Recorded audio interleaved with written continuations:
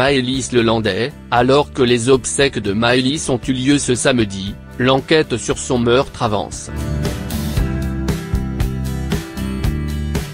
Nordal Lelandais, qui a avoué l'avoir tué, a été expertisé par des psychiatres.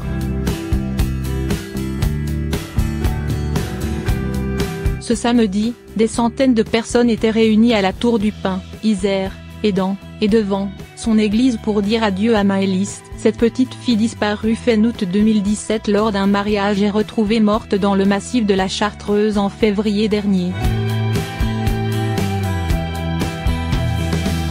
Famille, proches et anonymes, tous arboraient des fleurs blanches lors de ces obsèques très émouvantes, qui ont ensuite laissé place à l'inhumation de la fillette dans la plus stricte intimité. Parallèlement à cette journée marquante de l'affaire, l'enquête suit son cours. Il s'agit désormais d'affiner le plus possible la personnalité de Nordal Lelandais, qui avait avoué avoir tué la fillette en février dernier, avant que n'ait lieu le procès.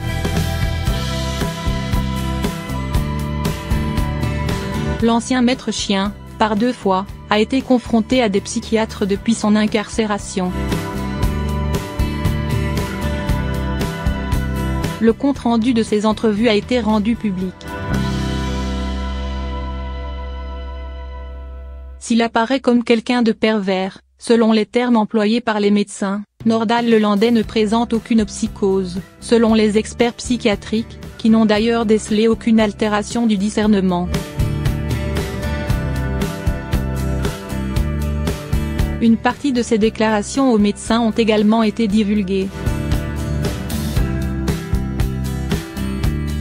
Tout d'un coup, je suis sorti de mon corps. J'étais comme spectateur.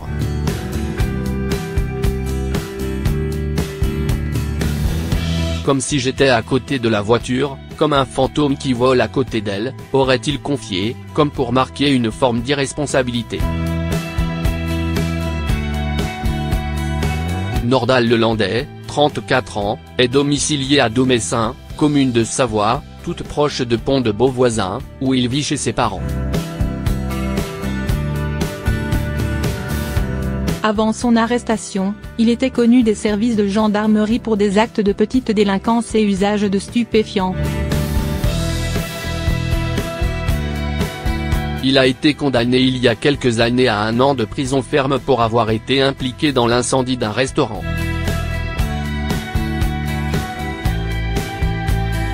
Il est présenté comme un homme passionné par les chiens et par la boxe. Sa mère le décrit comme un gentil garçon, pas agressif. Nordal Lelandais a passé 5 ans dans l'armée, au 132e bataillon cynophile, mais a été réformé pour son comportement psychologique instable. Paris Match, mi-septembre, avait précisé que s'il a été contraint de quitter l'armée, c'est aussi parce que ses supérieurs avaient identifié chez lui une addiction aux drogues. Le magazine indiquait qu'en mai 2004, et en décembre 2005, il avait été interpellé sur zone militaire pour usage de stupéfiants et autres infractions à la législation des stupéfiants. Nordal Lelandais aurait ensuite tenté, il y a 7 ans, de lancer son propre élevage canin. Des témoignages d'anciennes compagnes et d'un ancien employeur décrivaient Nordal Lelandais comme agressif et violent. Une ancienne petite amie a raconté aux gendarmes avoir eu une conversation éprouvante avec lui, pour une explication dans les bois.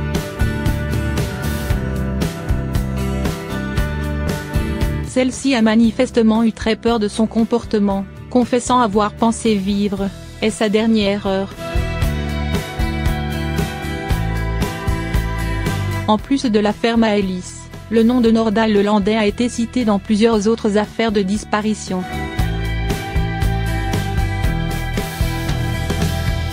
Il est notamment mis en examen pour assassinat dans une autre affaire. celle du meurtre du jeune Arthur Noyer, caporal du 13e bataillon des chasseurs alpins, disparu dans la nuit du 11 au 12 avril 2017. Arthur Noyer avait passé la soirée avec des amis dans une boîte de nuit du centre de Chambéry, avant de quitter ces derniers vers 4 heures du matin.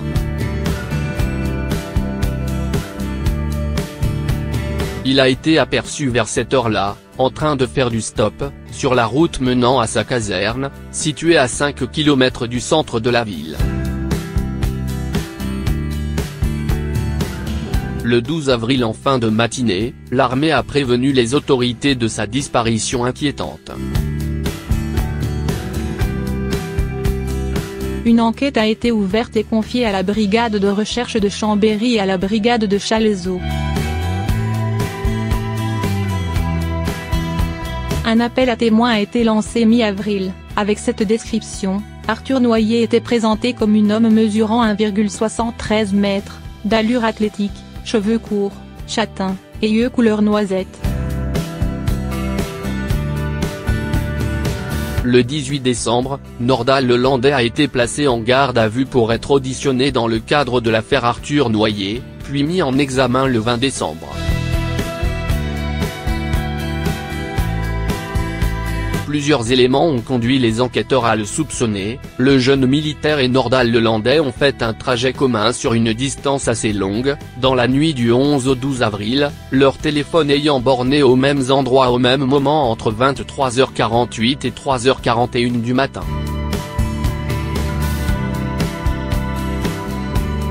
Une Audi noire, modèle du véhicule de Nordal Lelandais, a aussi été captée à plusieurs reprises par des caméras de vidéosurveillance dans la zone.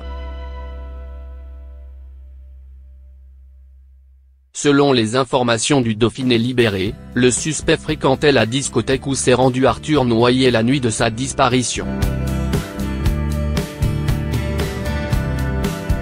La Parisien indique que Nordal Lelandais a été vu dans cette boîte de nuit cette nuit-là. Nordal Lelandais a finalement avoué avoir pris en stop Arthur Noyer la nuit de sa disparition. Il a également avoué, le 29 mars 2018 l'avoir tué. Maëlys de Arauro, 9 ans, a été vue pour la dernière fois à 3h du matin dans la nuit du samedi 26 au dimanche 27 août, lors du mariage d'un cousin de sa mère, dans la salle des fêtes de Pont de Beauvoisin, en Isère.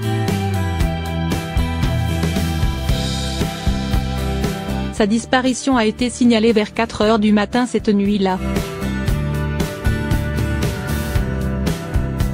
Si Nordal Lelandais, présenté comme un invité de dernière minute du mariage, a été très vite suspecté et incarcéré dans l'affaire Maëlys, il faudra finalement attendre le 14 février 2018 pour obtenir de lui des aveux et des informations sur le lieu où le corps de la fillette a été retrouvé.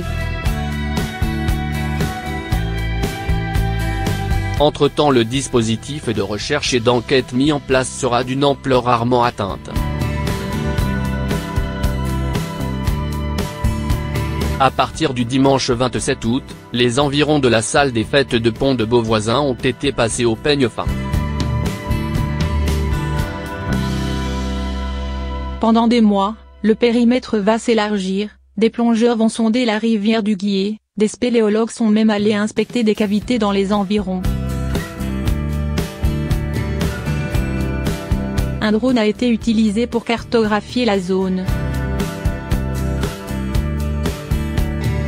Le 6 septembre 2017, le dispositif de recherche a été encore renforcé pour fouiller et sonder un lac de Savoie, le lac d'Aiguebelette, situé près du domicile du principal suspect de l'affaire et où il avait ses habitudes. À partir du 7 septembre, les fouilles se sont poursuivies dans les gorges de Chaille, un canyon situé sur la commune de Saint-Béron, en Savoie, avec un hélicoptère et des gendarmes de haute montagne. Des sonars ont aussi été utilisés. De nombreux appels téléphoniques ont aussi été analysés par les enquêteurs.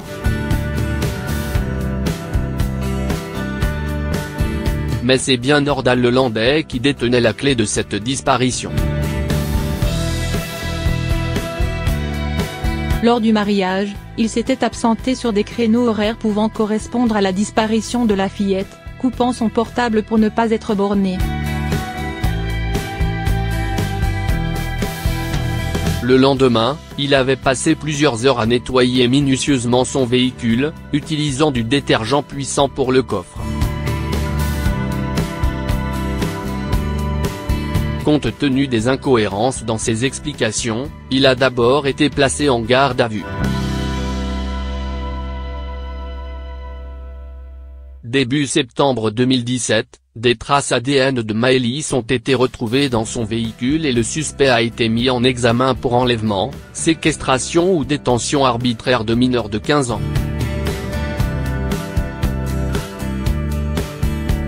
À l'issue de près de 3 mois d'enquête, les juges d'instruction ont finalement mis en examen Nordal Lelandais pour meurtre. Après l'ultime découverte d'une minuscule goutte de sang de la fillette dans son véhicule, Nordal Lelandais a craqué, avouant avoir tué accidentellement la fillette avant de conduire les enquêteurs à sa dépouille. Le nom d'Éric Forêt est ressorti ces derniers jours avec un potentiel lien avec Nordal Lelandais, le principal suspect des affaires Maëlys et Arthur Noyer.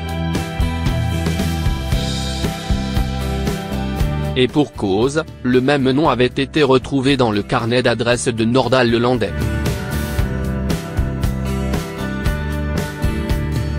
Mais finalement, il s'agirait d'un homonyme, selon les témoignages de la famille d'Éric Forêt auprès de l'Est républicain.